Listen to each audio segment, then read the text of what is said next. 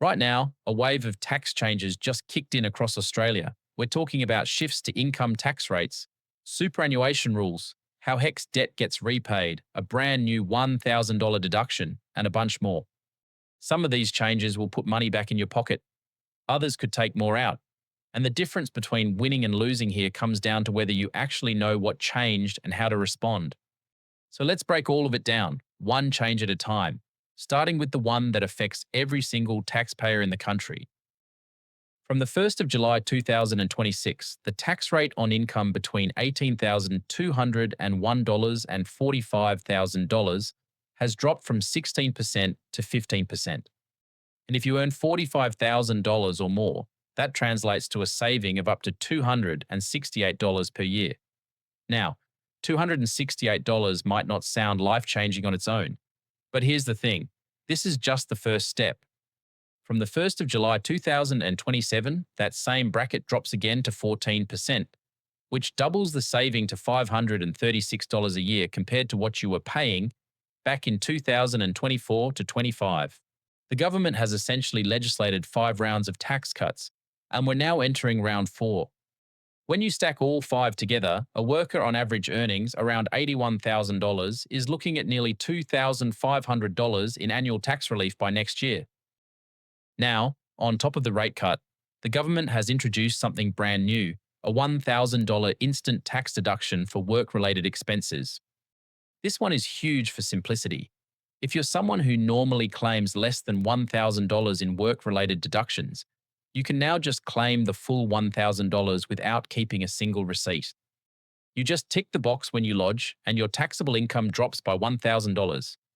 The government estimates this will benefit 6.2 million workers and deliver an average saving of $205. But here's what you need to understand. If your actual work-related expenses are higher than $1,000, you can still claim the real amount instead. You just need to keep your receipts the way you always have. So this doesn't replace the old system. It sits alongside it as a simpler option for people who don't have big claims. And you can also still claim union fees, income protection insurance, and investment expenses on top of the $1,000. Let's move to superannuation because this is where a major structural change just landed. From the 1st of July 2026, employers are now required to pay your super at the same time as your wages. This is called Payday Super, and it replaces the old system where employers could pay super once per quarter. Under the previous rules, your super could legally sit unpaid for up to 3 months, and billions of dollars in super were going unpaid every single year. That's money that should have been growing in your retirement fund but wasn't even getting there. Under the new rules, contributions have to reach your fund within 7 business days of payday. So if you get paid fortnightly, your super lands fortnightly too. This means your money starts compounding sooner, which adds up to a meaningful difference over a 30 or 40-year career.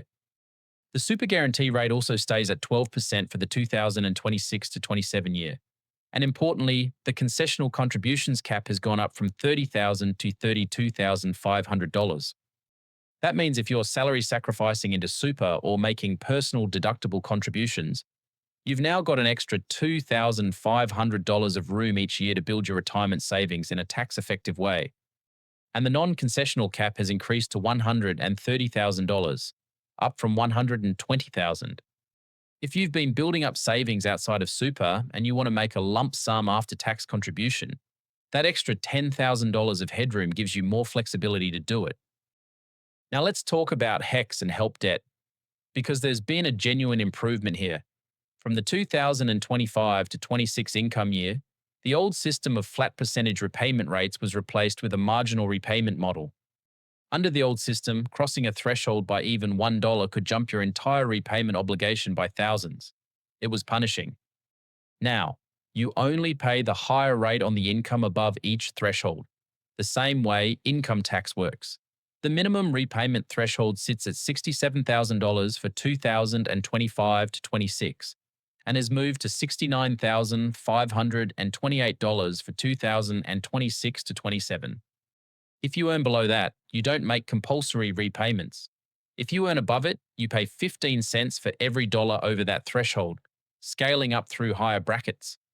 This is a much fairer structure, and if you've got HECS debt, it's worth understanding exactly where you sit. On top of that, the government passed a 20% reduction to all existing student loan balances as of the 1st of June 2025. So if you had a $30,000 help debt, it was automatically reduced to $24,000. That change has already been processed by the ATO, but it's worth mentioning because a lot of people still don't realize it happened. Now, let's get into the Medicare levy surcharge thresholds. From the 1st of July 2026, the income threshold for singles has gone up to $105,000, and for families, it's now $210,000. What this means in practical terms is that if you earn just above the old threshold and you don't have private hospital cover, you might now fall under the new threshold and avoid the surcharge altogether. The surcharge itself ranges from 1 to 1.5% of your income depending on how much you earn, so dodging it can save you well over $1,000 a year. If you've been on the fence about private health insurance, this threshold change is worth factoring into your decision. The minimum wage has also gone up. From the 1st of July 2026, minimum and award wages have increased by 4.75%. The national minimum wage is now $26.44 per hour, or $1,004.90 per week before tax. For the lowest paid workers on entry-level rates, the increase is actually closer to 5.97%. This affects around 2.8 million Australians, and it's the largest dollar value increase to the minimum wage in recent memory.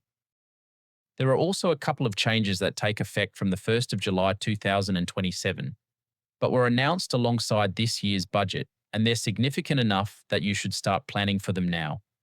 The first is negative gearing reform. From the 1st of July 2027, negative gearing on established investment properties purchased after budget night will be restricted.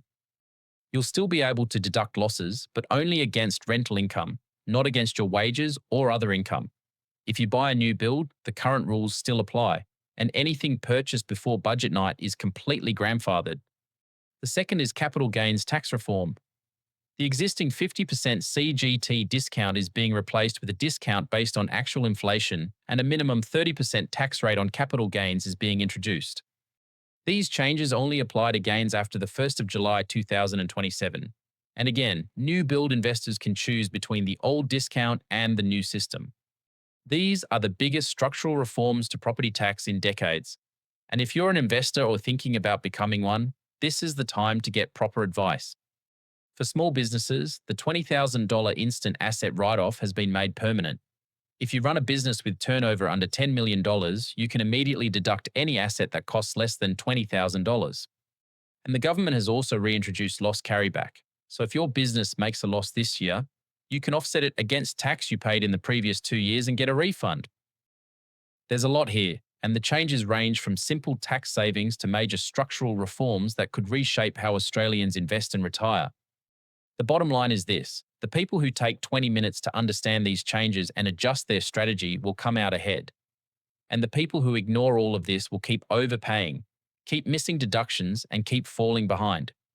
So take what you've learned in this video and actually use it. Review your tax settings. Check your super contributions. Look at your HECS balance. Talk to a professional if you need to. If this helped you see things more clearly, do me a favor and hit the like button, subscribe to the channel, and turn on notifications so you don't miss the next one. I'll see you there.